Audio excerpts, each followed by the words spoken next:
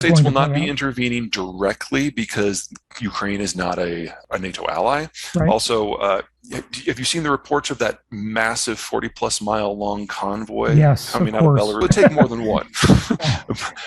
But that's kind of a good example of how the Russians suck at logistics.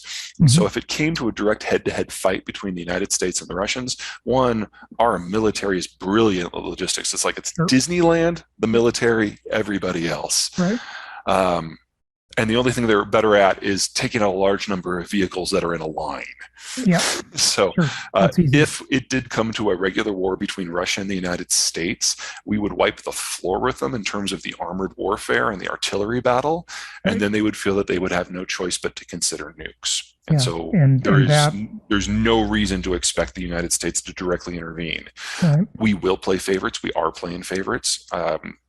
Congress is going to be asked tonight to send at least $6 billion in direct military equipment to the Ukrainians. I figure that'll pass in a matter of seconds. Mm-hmm. We have sent a whole lot of javelins. We don't know how many, probably at least 1,000 launchers by this point, and every country in NATO is sending everything they have.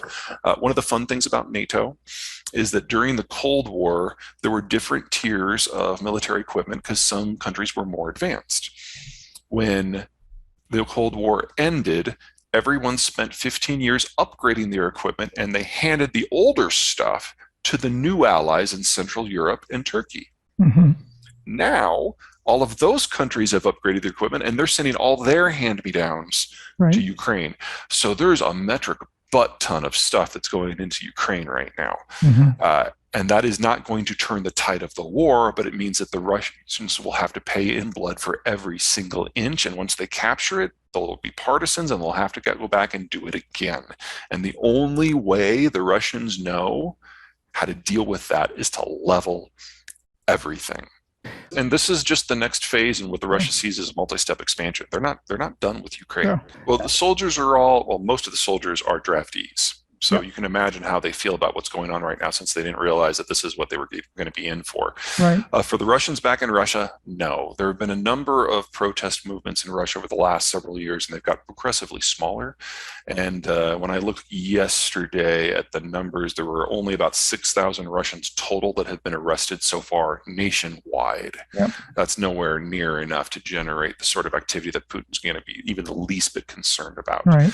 The report I heard this morning from Ukraine, which made me perk up a little bit, is that apparently a couple platoons of Russian soldiers surrendered to the Ukrainians, and not after a fight. If you get mass desertions among the Russian soldiers, then we're talking about a very different situation. But this is one report that has not been confirmed. Yeah. Okay. But if you're going to be looking for hope on the Russian side, it'll be in Ukraine, not in Russia. Oh, yeah. No, I think that's a little simplistic. If the United States were to get involved in Ukraine in a real way, that would be the Air Force, that would be the Special Forces, that would be the Army. If we're going to get involved in Ukraine, it's going to be the Navy.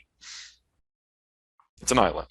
Yeah, it's just basic military math. I also don't think that the Chinese are itching to go, because if the Chinese did, the war would look very different from Ukraine. So in Ukraine, Russia holds all the mid and long-term advantages here. More equipment, more men, a self-sustaining system at home. China is 100% dependent upon international trade as maintained by the American-led globalized order. Right. And if they try to throw a wrench in that, they lose access, because we'll just put a couple of destroyers out in the Indian Ocean and cut the energy line. 3 months later, the buses stop running because they run out of fuel.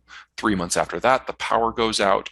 And less than a year after that, they lose 500 million people to famine, because agriculture is an internationalized trade-based system, and all the inputs that allow them to grow their food are not from China. Yeah.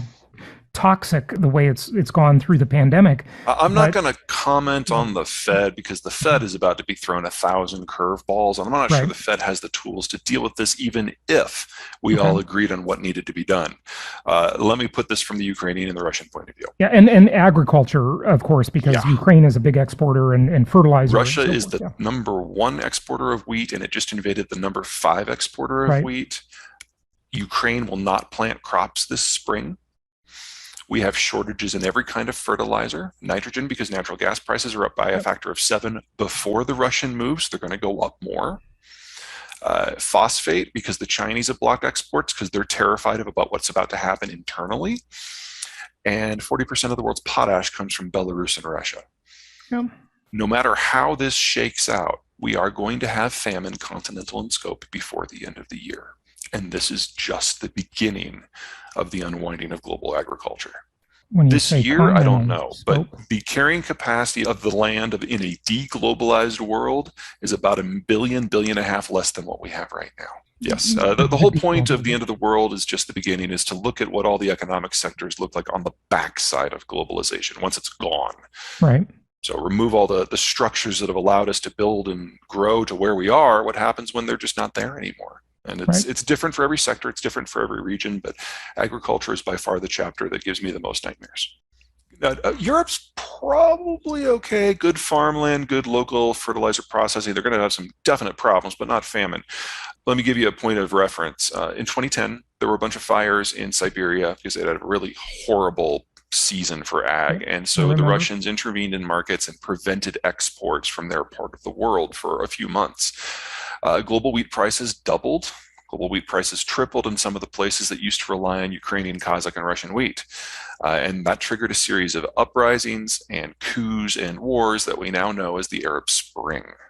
And that was from a partial disruption, not a complete disruption. And that had nothing to do with fertilizer. Fertilizer just flowed fine.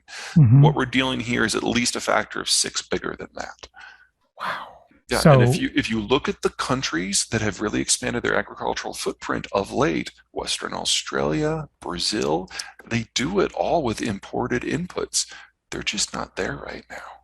Oil and gas, oil and gas, oil and gas. I mean, I realize that's a little redundant. Meaning up. Right? Yeah, exactly. Yeah. Well, we're going to lose the world's second largest exporter of oil and largest exporter of natural gas.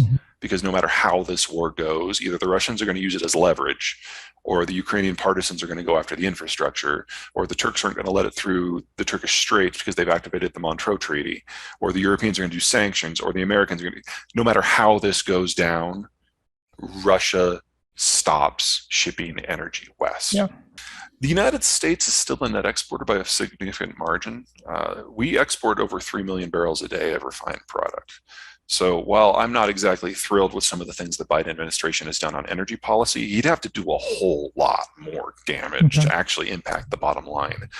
My concern moving forward is that in a world where the Russians cease to be a player and oil prices skyrocket because it's a globalized market, the US president has the power granted by the 2015 Energy Omnibus Bill